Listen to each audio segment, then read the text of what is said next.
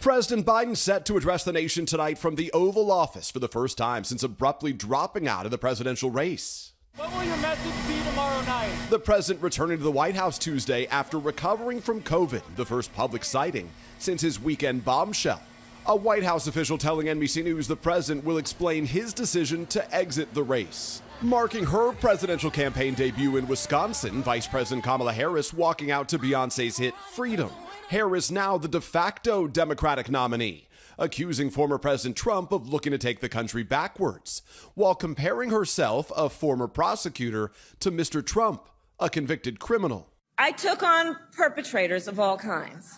So hear me when I say, I know Donald Trump's type.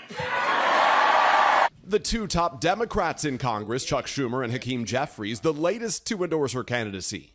And overnight, Hillary Clinton, who lost to Mr. Trump in 2016, praising Harris in a New York Times op-ed, writing, "I know she can defeat Donald Trump," but warning Mrs. Harris's record and character will be distorted and disparaged by a flood of disinformation and the kind of ugly prejudice we're already hearing from MAGA mouthpieces. And on the Republican side, there is new backlash to some attacking her race. One Republican congressman referring to Harris as a DEI, or diversity, equity, and inclusion vice president. 100%. She was a DEI hire. Some other conservative members echoing that language. I think it's just a failure from top to bottom. I think she was a DEI hire. Republican leaders warning against those attacks. This election is going to be about policies, not personalities.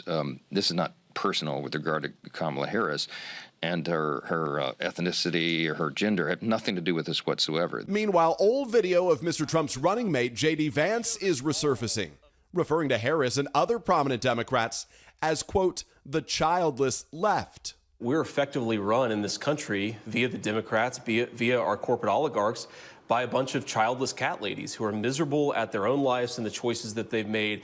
For his part, Mr. Trump is zeroing in on Harris's record. She was the worst at everything. She was the worst vice president, and he was the worst president.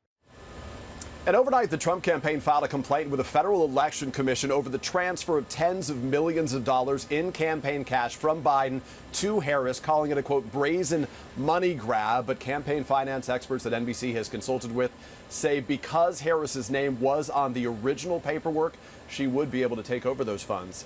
No problem. Savannah? Obviously, we still need Harris to pick a running mate. What's the latest on her search?